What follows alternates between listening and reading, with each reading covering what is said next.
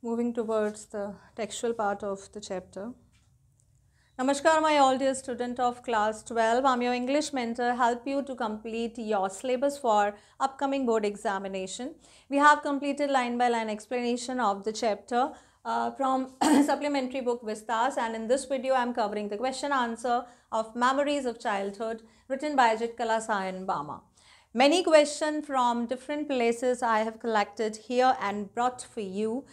In this video, you are going to find different important questions that have been a part of different examination in different years. Okay? So you need not to go here and there for collection of number of the question from different sites, and here are the questions that are important as well as the previous part or earlier they have been a part of the examination. तो ये video बहुत beneficial होने वाला है आपको. बस ये अगर वीडियो आपने देखा तो आपके क्वेश्चन आंसर का काफ़ी अच्छा तैयारी हो जाएगी और दूसरा आपका चैप्टर का रिवीजन भी बहुत अच्छे से हो जाएगा. So, first we are covering memories of childhood, class 12 English, short type of questions that are coming at 30 to 40 words. ठीक है, 30 to 40 words में आते हैं और ये होते हैं आपके 3 marks के. बेसिकली 3 marks के आते हैं जिसमें आपको 4 से 5 लाइनें लिखनी होती हैं और इन 4 से 5 लाइन में आपको कोशिश करनी है कि whatever is asked in the question exactly you are giving the answer to the point of that part only. So we are starting. यहाँ पे ये दोनों पार्ट हैं, इन दोनों के मिक्सअप क्वेश्चन दिए गए हैं. ठीक है, ऐसा नहीं है कि सबसे पहले जिटकला सा यानी कि cutting off my long hair के पार्ट कवर हैं, उसके बाद we too are human beings उसके क्वेश्चंस कवर हैं. ऐसा नहीं है, दोनों मिक्स हैं. तो मिक्स सब फॉर्म में हम पढ़ेंगे जिससे हमारा रिविजन भी अच्छे से हो जाएगा. Question number 1. Why was Jitkala Sai in tears on the first day in land of apples coming in All India 2014? Jitkala Sai was in tears on the first day in the land of apple because she was forced to be a part of her fee and long hair. To avoid it, she even hid herself under the bed, but she was soon found out and tied fast to her chair. She cried in protest, but in all went in vain, and she felt the blades of the scissors against her neck and heard them gnaw off her thick breasts. तो वो क्यों रो रही थी? वो इसलिए रो रही थी, land of apples means north America, जहाँ पे वो पढ़ाई करने गई थी. जिस हॉस्टल में वो गई थी वहाँ पर जो अथॉरिटीज़ थी, they are not allowing keeping long and heavy hair for the girls and that's why she was forced. उनसे बचने के लिए वो छुप भी जाती है, बेड के नीचे एक डार्क रूम में वो छुप जाती है, लेकिन उसको ढूंढ लिया जाता है एंड उसको फिर एक चेयर से बांध देते हैं और फिर वो रो रही है, वो चिल्ला रही है, वो प्रोटेस्ट कर रही है, लेकिन सब कुछ went in when. When is called proved useless. ठीक है, ये एक फ्रेज है जिसका मतलब है प्रूव्ड यूजलेस. सारी जितनी भी उसकी कोशिश होती हैं वो सारी बेकार हो जाती हैं. उसको महसूस होता है कि ब्लेड उसके नेक पे लग रहे हैं और उसकी जो थिक ब्रेड होती हैं, जो प्लेट्स होती हैं, उसको क्या कर दिया जाता है? कट ऑफ, उनको काट दिया जाता है. ठीक है, चोटी उसकी काट दी जाती है. What comic incident did Bama narrate to her brother? Why was he not amused? And this was the part of 2014. ये आपका सेकेंड पार्ट से क्वेश्चन है. सो मिक्सअप क्वेश्चंस आ रहे हैं यहाँ पर. While walking back home from school, Bama saw an elder of a street walking towards the landlord carrying the food packet by its string without touching it. This made her shriek with the laughter. When she narrated the incident to her brother, he was not amused and told her that people of their caste were considered untouchables and that is why the elder carried the packet by its string. तो बामा के लिए जो narration, जो story बहुत amusing लग रही थी, बहुत फनी लग रही थी, जब उसने बताया घर आके अपने अन्नन को या अपने भाई को कि when she was on the way, one of the man was holding one packet through his stick and he was trying that packet would not touch him, because of that she started laughing. And the same thing जब उसने भाई को बताया, जो उसका भाई था, he was not feeling amused. Why? Because he knew the reality and he told that we all are considered untouchable, because Bama was also belong to that same marginalized category from to which that man who was carrying the packet on the road, he belonged to.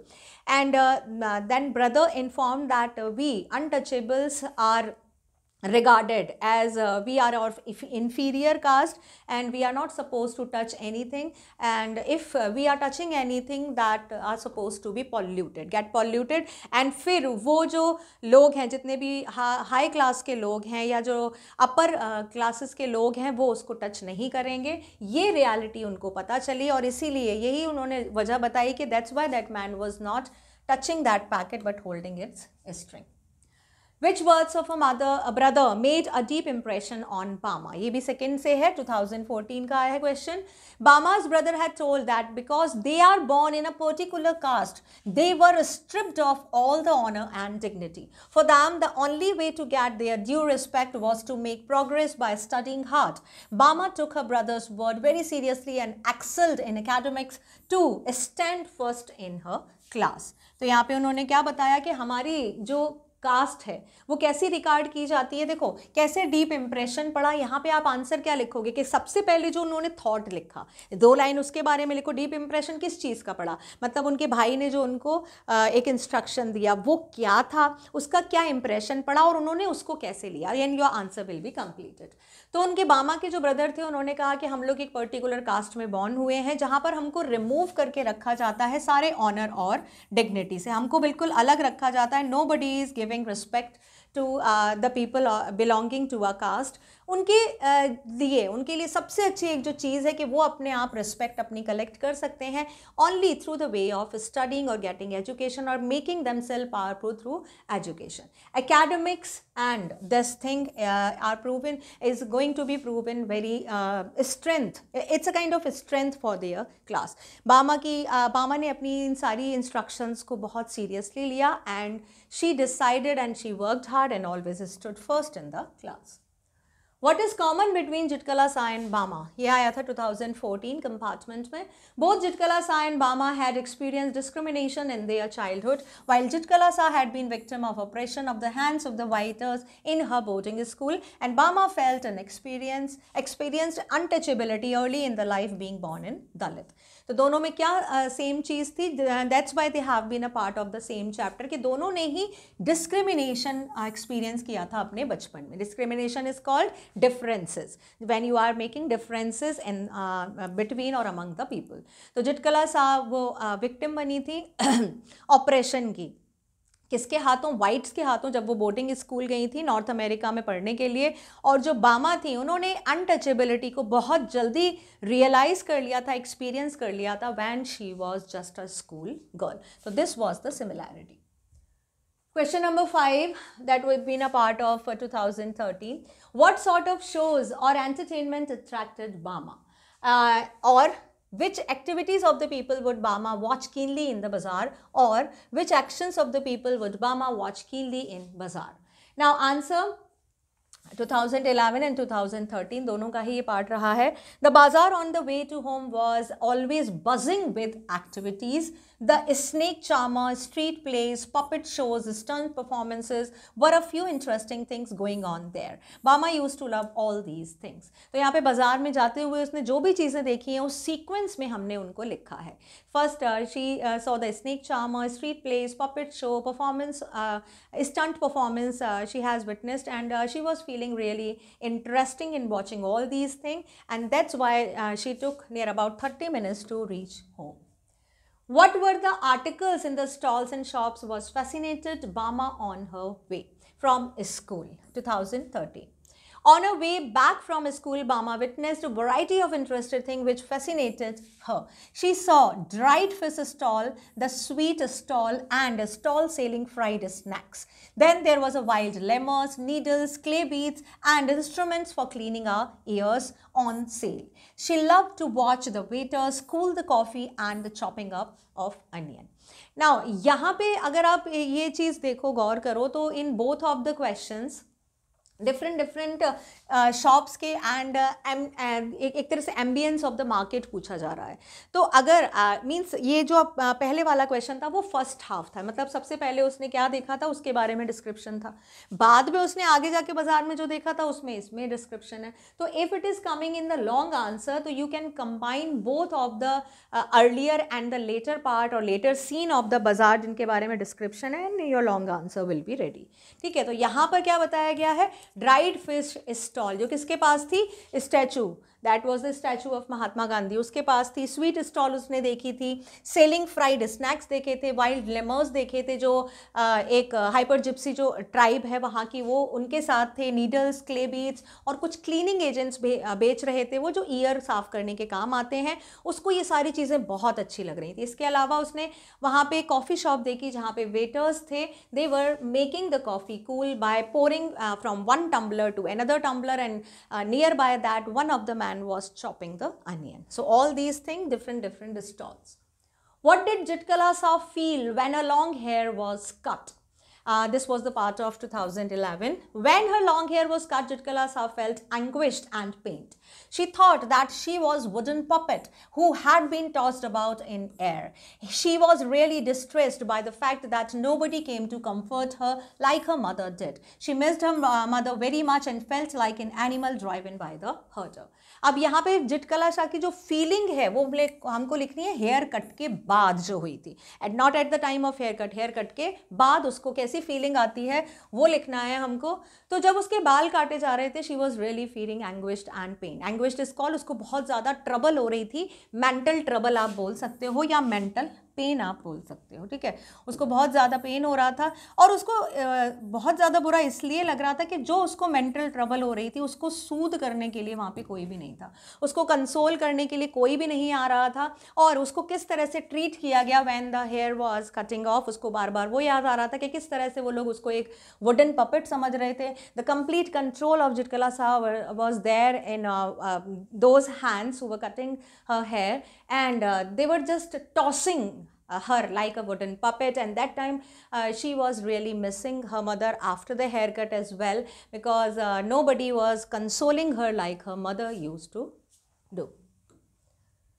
What was the advice that Annan gave to Bama? Did she follow it? That was the part of All India 2011.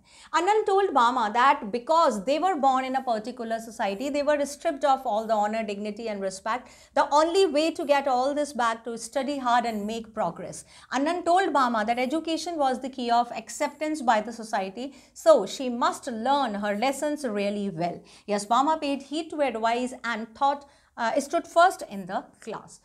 So क्या advice उन्होंने दिया था कि the kind of community we are belonging, that is not regarded, that is regarded as inferior in the society, and the only way we have to make a stand in this society which is totally owned by the upper class people is the education only. If you are educated, then you are exposing or means paving your way for the others will come to you by themselves. And Bama paid heed is called attention. Bama really paid attention on this thing, and after that she worked really hard and always stood first in her class. I felt like sinking to the flow.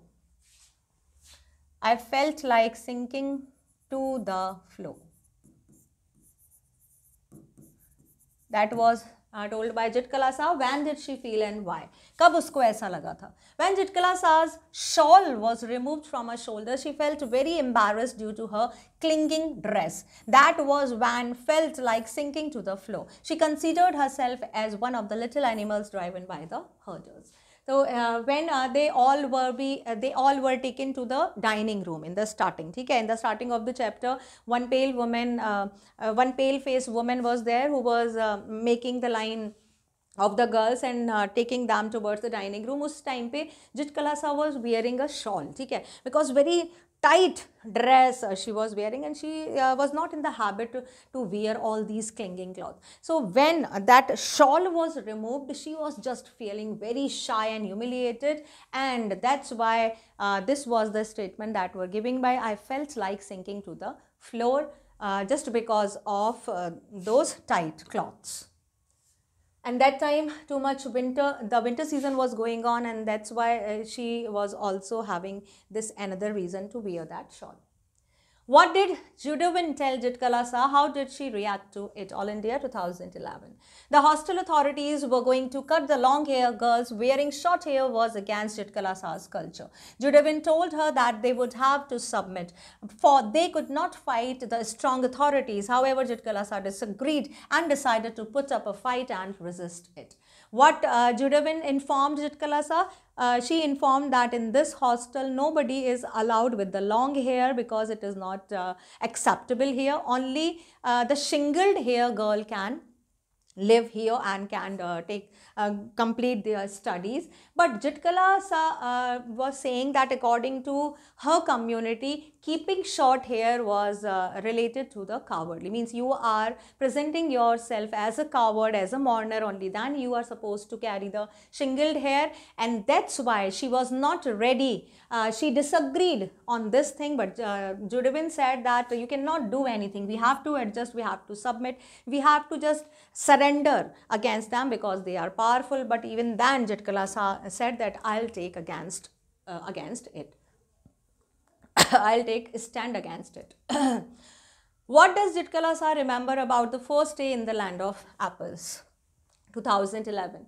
The first day in the land of apples was a bitter cold one. Firstly, because of the snow still covered the ground and the trees were bare. Secondly, the atmosphere of the school was not at all cordial. It was dictatorial and regimental. The author did not understand the language spoken there or the culture followed. She detested the way in which even the day-to-day activities like eating and dressing up were done by formula. Even the teachers seemed to be ruthless. So, Jitkalasa के जो first day का experience है वो यहाँ पे mention करना है. तो यहाँ पे जो स्टार्टिंग की लाइन्स हैं आपके चैप्टर की वो लिखनी है, not about the haircut. तो यहाँ पे वो बता रही है कि एक तो सबसे पहले तो जो उसको परेशानी हो रही थी that was because of the bitter cold, because the complete ground was filled and covered with the snow, the tears were bare with the leaves and flowers, and दूसरी तरफ the school atmosphere was really dull, monotonous, and it was just like lifeless, and that was not at all cordial. Cordial आप बोल सकते हो, generous या decent. That was not at all decent. That was dictatorial and regimental. Regimental is called related to some regiment जहाँ पे बहुत ज़्यादा discipline और ये सारी चीज़ें follow करनी पड़ती हैं. And dictatorial is called मतलब that is you are abide to follow just the order. Okay, you are having your control in anybody's other hand. Whatever the dictatorship they are, direction they are telling you, you are supposed to complete that. तो इस तरह का उसका school था, वहाँ की language उसको समझ नहीं आ रही थी, क्या कल्चर फॉलो की जा रही थी. All these things was misleading him and misguiding him and making her confused. That is not him by mistake, I told. So her, okay, यहाँ पे ये सारी चीज़ें उसको बहुत ज़्यादा confuse कर रही थी. She detested the way. Detested is called disliked. जिस तरह से उन लोगों को वहाँ पे ट्रीट किया जा रहा था वो उसको बिल्कुल भी पसंद नहीं आ रहा था.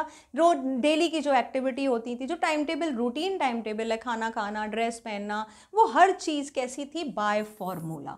फॉर्मूला आप बोल सकते हो. Each and everything was just like a sequential, कि अब आपको ये करना है, अब आपको ये करना है, आपको ये करना है. ये सारी चीज़ें उसको पसंद नहीं आ रही थी. और वहाँ की जो टीचर्स थी वो भी कैसी थी, रूथलेस थी. रूथलेस आप बोल सकते हो, बहुत रफ या हार्श. ठीक है, उनमें बिल्कुल भी अफेक्शन नहीं था, लव नहीं था, एंड किसी भी तरह की चीज़ नहीं थी. वो बहुत ज़्यादा रूडली बिहेव कर रही थी.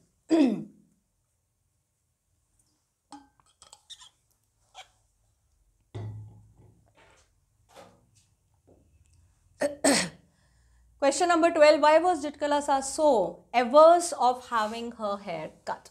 Averse is called dislike. उसको क्यों नहीं अच्छा लग रहा था उसके बाल काटना? Jitkalasa did not wish to get her haircut because her mother's words were deeply embedded in her mind. Her mother had told that only the hair of the prisoners of the war was shingled by the captors. In their culture, short hair was worn by the mourners and shingled hair by cowards. तो जितकलासा को क्यों नहीं अच्छा लग रहा था? क्योंकि उसके मन में वो सारी बातें थी जो उसकी माँ ने उसको बताई थी. उसकी माँ ने बताया था कि हेयर कट हमारे जो कम्युनिटी में है वो किसी भी डिसेंट या जनरस आदमी का नहीं किया जाता है. तो उसकी माँ ने ये सारी चीज़ें उसको बताई थी, तो ये सारी चीज़ें उसके दिमाग में बिल्कुल फिक्स थी, अच्छे से एम्बेडेड हो गई थी। उसकी माँ ने बताया था कि ऐसा नहीं है कि नहीं होते, शॉर्ट हेयर होते हैं, लेकिन उन प्रिजनर्स के जो कैप्टर्स के हाथों पकड़ लिए जाते हैं, जो कैप्चर कर लेते हैं, मतलब जो विनिंग साइड है ऑफ द बैटल ना, वो जो प्रिजनर ऑफ द वॉर जिनको वो पकड़ते हैं, उनके बालों को वो छोटा कर देते हैं, शिंगल्ड इज कॉल्ड, कट कर देते हैं, छोटा कर देते हैं। इसके अलावा हमारे कल्चर में जो मॉर्नर्स होते हैं, all the peoples who are crying at the funeral of someone, जो रोने वाले हैं, जिसके घर में किसी की डेथ हो गई है, तो eight the time of that बाल छोटे किए जाते हैं। जो मॉर्नर्स होते हैं, मतलब रिलेटेड टू फैमिली मेम्बर्स, उनके बाल छोटे किए जाते हैं। और जो कावर्डली पीपल होते हैं, जो कायर लोग होते हैं, टिमिड लोग होते हैं, उनके बाल छोटे किए जाते हैं। तो एक तरह से ये सिंबलाइज था नेगेटिविटी का, हर तरफ से जो भी देखी जाता था वो सिंबलाइज था नेगेटिविटी का। और ये चीज़ उसके दिमाग में फिक्स्ड हो गई थी, क्योंकि बच्चों को स्टार्टिंग में जो भी चीज़ आप बोलते हो वो उनके as a first lesson they granted and they never this thing take out, means let out from their heart and mind. तो वही जिटकला सा के साथ भी था, उसने भी इन सारी चीज़ों को लिया था अपनी मदर की एडवाइस के तौर पे। Why did the landlord's man ask Bama's brother on which street he lived? Why was the significance? 2010 का क्वेश्चन है। जो बामा का ब्रदर जब घर पे आया था, उससे क्यों पूछा था कि भाई कहाँ रहते हो, जो लैंडलॉर्ड के आदमी थे उन्होंने क्यों पूछा था?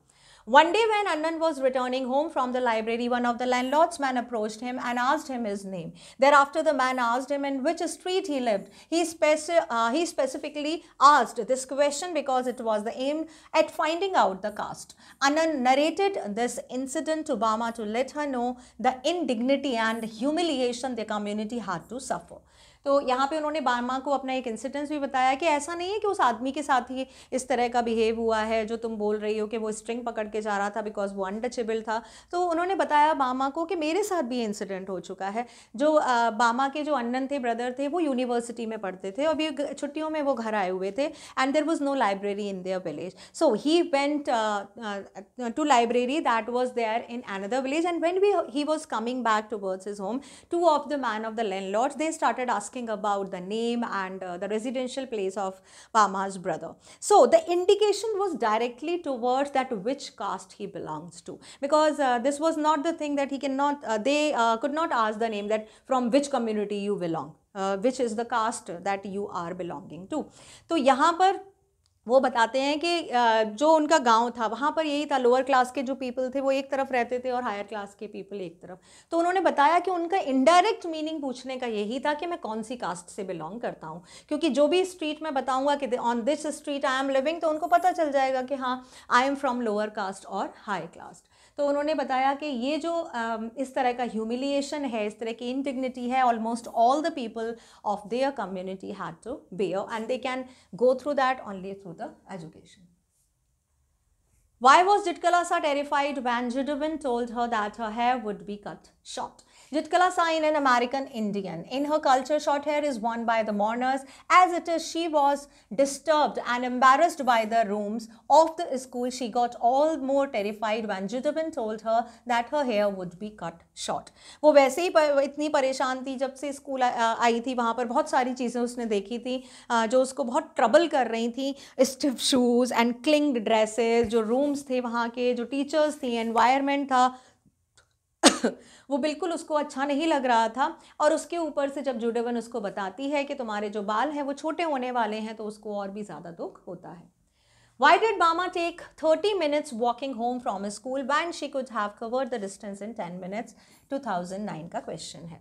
On her way back from school, Bama got attracted by the little trivialities on the street. The buzzing market, the snake charmer and lemurs in the cages, etc. all caught her attention. Thus, it took Bama 30 minutes to return from school when she could have covered the distance in 10 minutes. तो जब बामा घर आती थी 10 minute में आ सकती थी, लेकिन वो 30 मिनट्स क्यों लगाती थी? क्योंकि उसको बहुत सारी ट्रिवियलिटीज़ देखने को मिलती थी। Now trivialities is called a small new thing, ठीक है, बहुत छोटी छोटी small new things, new shops, new entertainment, new adventure, बहुत सारी नई नई नोवेलिटीज़ एंड ऑडिटिटीज़ वो देखती थी। यहाँ पे कुछ एग्जाम्पल भी दिया गया है, जैसे स्नेक चार्मर, लेमर्स, कोई भी आप एग्जाम्पल दे सकते हो। इन सब को इन्जॉय करने की वजह से, इन सब के साथ टाइम बिताने के कारण वो 10 मिनट्स के रास्ते को 30 मिनट्स बना देती थी। Next question, when did Bama first come to know of the social discrimination faced by the people of a community? 2009. कब उसको सबसे पहली बार पता चला? Bama, तो यहाँ पे क्वेश्चन ऐसे भी पूछ सकते हैं, what was the incident when Bama was going and he faced that made or that forced her to laugh? ठीक है, वो कौन सा इंसिडेंट है? So Bama was a Tamil Indian belonging to a Dalit community. She first came to know about the social discrimination faced by the people of a community when she was a student of class 3. She saw on her way back from school an elderly man carrying a small packet containing some eatables by a string without touching it. She found it very funny but was shocked to know from her brother that since that bag was for the landlord, it was not to be touched by the Dalit who was carrying it. Thus, it was carried in such a manner. तो बामा जो थी वो सिर्फ 3rd class में पढ़ती थी. अब 3rd क्लास का बच्चा कितना बड़ा हो सकता है? मीन्स अगर आप देखो तो 8, 9 या 10 साल का, इससे ज़्यादा तो नहीं होगा. तो 9-10 साल में उनको पता चल गया था कि हाँ ये वो किस कम्युनिटी से बिलोंग करती हैं. वो दलित हैं. ठीक है, दलित कम्युनिटी है जिसको मार्जिनलाइज या इन्फीरियर कास्ट का बोला जाता है सोसाइटी में, और वो उससे बिलोंग करती हैं. जो आदमी था, जो उन्होंने देखा कि जब वो वापस आ रही थी, one of the elderly man, एक बूढ़े से आदमी थे, वो एक पैकेट पकड़ के लेके जा रहे थे उसकी डोरी से.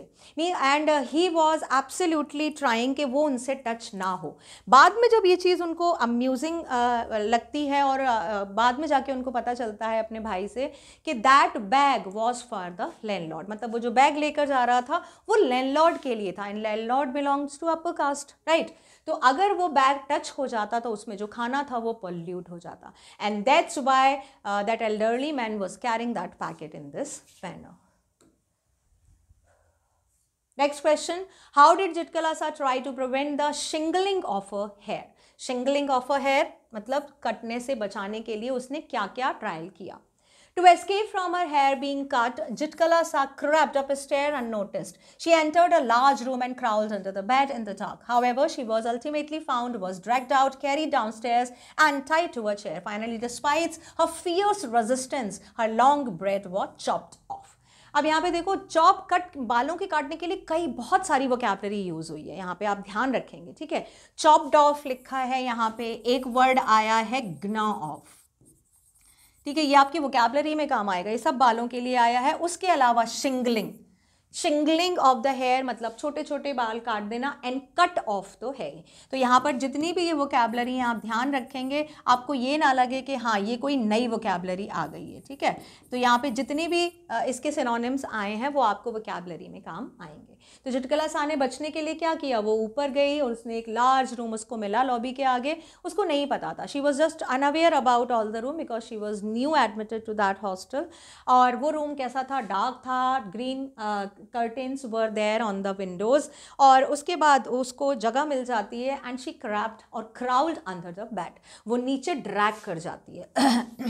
क्राउड अंडर द बैग, एक तरह से हाथों और पैरों पे चल कर, ठीक है, ड्रैग करके वो नीचे चली जाती है. But ultimately after some time teachers and other girls came inside that room and dragged her और pulled her out from that just like the animals and tied to the chair. And after that, just in spite of a fierce resistance or a protest, her long braid was chopped off. ठीक है, जो plates होती हैं, bread is called plates. जो चोटियाँ होती हैं, गूंथ के जो चोटी की जाती हैं वो काट दी जाती हैं.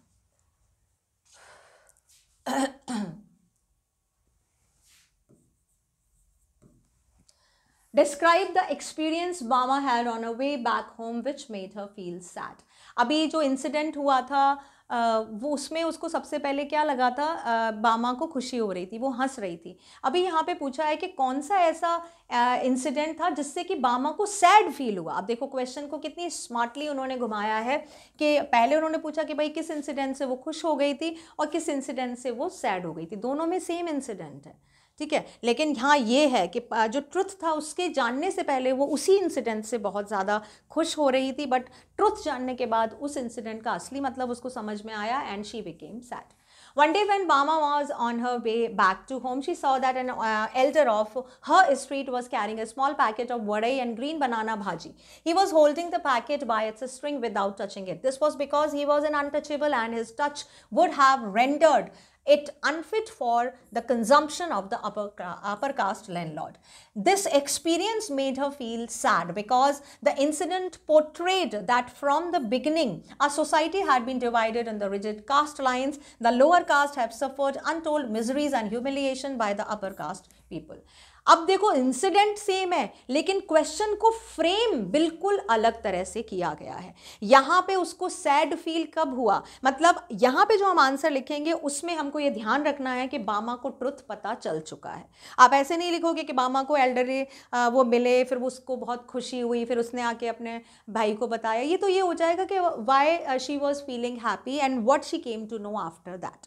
अब यहाँ पर वो सैड क्यों थी, यानी कि उसको ट्रुथ पता चल चुका है तभी तो वो सैड है. तो आपको फ्रेम अलग करना है कि उसको क्या सच्चाई पता चल चुकी है और किस इंसिडेंट की. तो थोड़ा सा पहले इंसिडेंट के बारे में हमने लिखा कि क्या इंसिडेंट था, और उसके बाद हमने सच्चाई क्या लिखी कि हाँ जो अनटचेबल लोग हैं वो क्या हैं, वो एक तरह से have rendered to unfit to the consumption. मतलब उन्होंने क्या, consumption is called to eat. ठीक है, अपर क्लास के लैंडलॉर्ड के लिए जो भी चीज़ अगर छोटे क्लास के लोग बना रहे हैं तो उन्हें एक लिमिट में रह के उसको यूज़ करना है, अदरवाइज वो पॉल्यूटेड हो जाएगी, वो इस लायक नहीं रहेगी कि अपर क्लास के लोग उसको कंज्यूम कर सकें या उसको खा सकें. ये जो एक्सपीरियंस है यहाँ का जो असली, ये तो आपने इंसिडेंट लिख दिया, ये इसका रियल आंसर है जो जिसमें सैडनेस बताना है कि वो क्यों सैड थी. अभी ये एक्सपीरियंस था, उसने उसको सैड कर दिया. Why? Because it is portrayed, और पोर्ट्रेड आप बोल सकते हो डिस्प्लेड. वो उसको कैसे डिस्प्ले किया गया है शुरू से ही, जहाँ पे बिगनिंग ऑफ द सोसाइटी बहुत स्टार्टिंग से ही, क्योंकि ये स्टार्टिंग से था.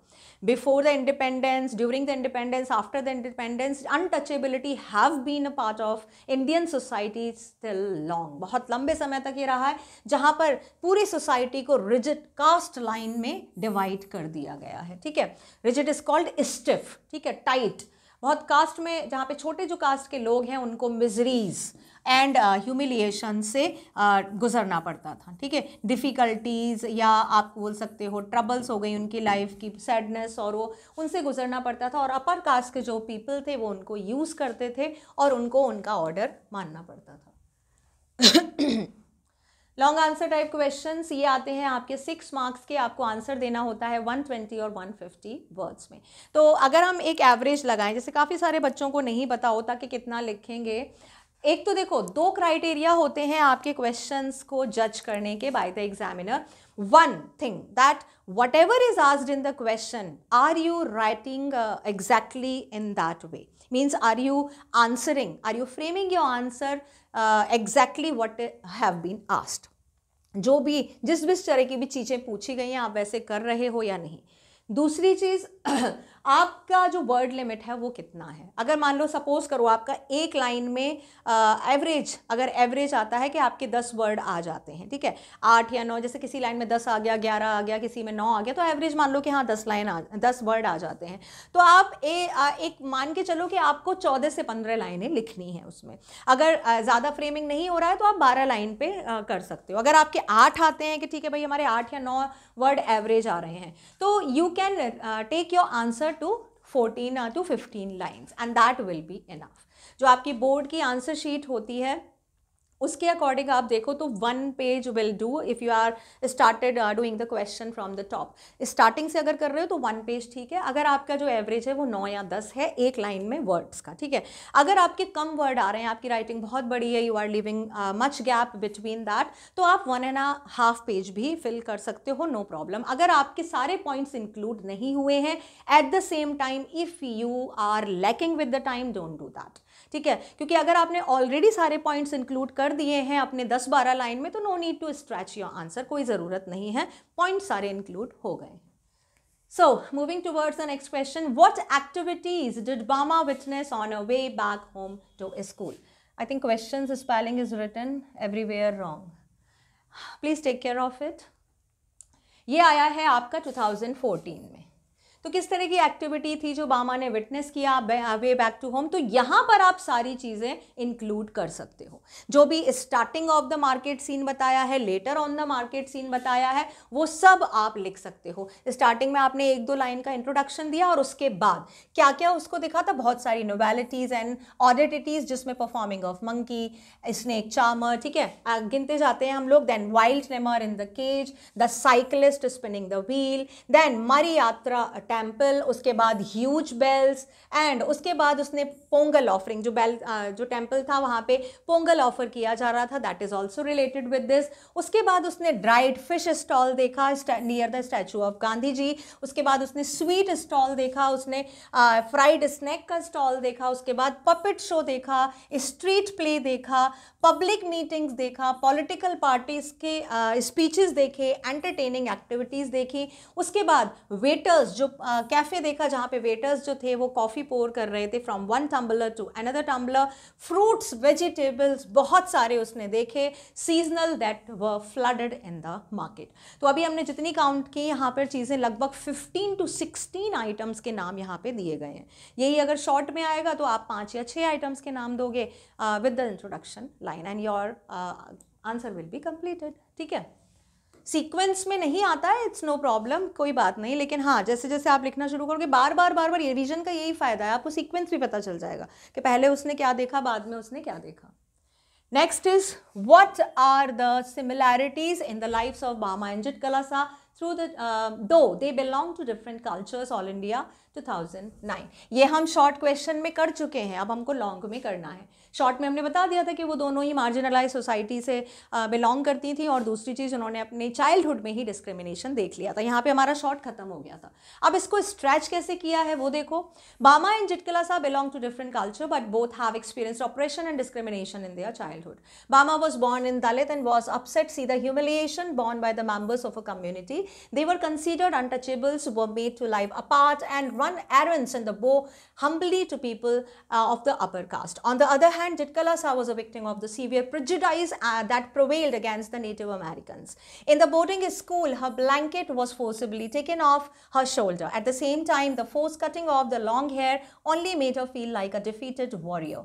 For in her culture, short hair was only worn by the mourners. Thus, both Bama and Jitkalasa have suffered as young members of the marginalized communities. तो यहाँ पे दोनों ने जो भी चीज़ फेस की थी उसके बारे में हमने डिस्क्रिप्शन दे दिया। बामा के बारे में आपने 3-4 लाइनें लिख दी, जितकलासा के बारे में 3-4 लाइनें लिख दी। उससे पहले आपने लिख दिया हाँ दोनों लोगों ने डिस्क्रिमिनेशन फेस किया था चाइल्डहुड में, और लास्ट में आपने लिख दिया कि हाँ बहुत छोटे पे ही उन्होंने अपनी मार्जिनलाइज्ड कम्युनिटी का मेंबर होना एक्सपीरियंस कर लिया था। ठीक है, I hope it is clear. Now you are able to write the answer in your own words. Now here we are moving towards a last question. What oppression and discrimination did Jitkalasa and Bama experience during their childhood? What did they respond to their respective situation? ये आया है 8 में। अब यहाँ पे क्या पूछा, यहाँ पे 2 चीज़ें पूछी हैं। ठीक है, यहाँ पे आपको ध्यान रखना है, एक तो जो उन्होंने फेस किया डिस्क्रिमिनेशन और ऑपरेशन, और दूसरा उनका रिस्पॉन्ड। यानी कि आपको इस जो क्वेश्चन है इसको 4 पार्ट्स में डिवाइड करना है। पहले जितकलासा, उसका डिस्क्रिमिनेशन, फिर उसका रिस्पॉन्ड, फिर बामा, उसका डिस्क्रिमिनेशन जो हुआ उस पर, और फिर उसके बाद उसका रिस्पॉन्ड। ये चारों पॉइंट इंक्लूड होने ही होने चाहिए।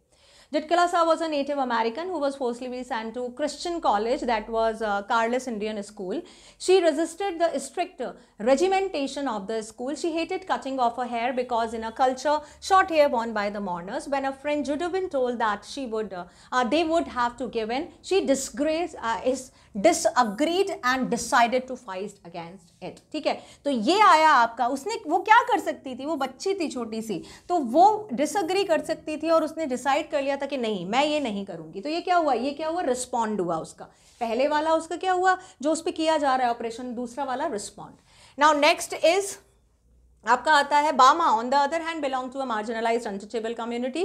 She was upset to know the discriminatory treatment meted out the members of a community and she was infuriated at this inhuman practice of the casteism. Both Jitkalasa, अभी उन्होंने क्या किया, infuriated, ये रहा उसका रिस्पॉन्ड। उसको बहुत गुस्सा आया था ना जब उसके भाई से बात किया, भाई ने बताया कि हम लोगों की कम्युनिटी में ऐसे होता है, बहुत ज़्यादा गुस्सा हुई थी, उसका ये रिस्पॉन्ड था। तो ये आपके 2 पॉइंट इंक्लूड होंगे, examiner will must watch it, ये मैच होने चाहिए, चाहे आपने एक लाइन लिखा हो, एक फ्रेज लिखा हो, लेकिन हाँ उनका रिस्पॉन्ड हमें बताना है। Both Jitkala and Bama refused to accept any type of oppression, exploitation and victimization. Jitkala throughout her career as a writer criticized dogma and dedicated her entire life to fight against the tyranny and oppression.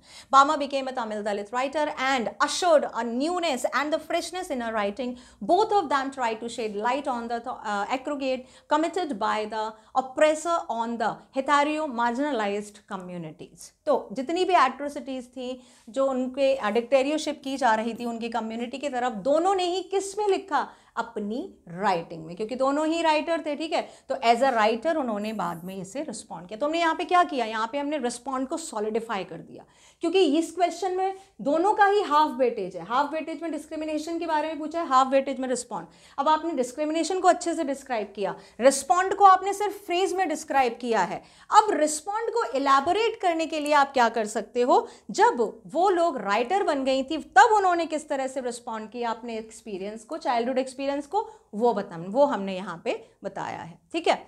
I hope you know how to frame the answer, how to give the answers. कोशिश करो कि आप थोड़ी सी जो language है ना, that should be according to the level of class 12, और ये सिर्फ प्रैक्टिस से आएगी, क्योंकि आप इंग्लिश की प्रैक्टिस करते नहीं हो, इंग्लिश को शुरू से आप टाइम नहीं देते हो। तो एट द सेम टाइम जब आपके सामने क्वेश्चन आता है वो ये सिंपल एंड शॉर्ट आंसर्स आते हैं, आपका आंसर्स रॉन्ग नहीं होगा, नो वे, ठीक है। आप कैसे ना कैसे लिख दोगे शॉर्ट फ्रेम में, but you will be just out from the line to grab the full marks.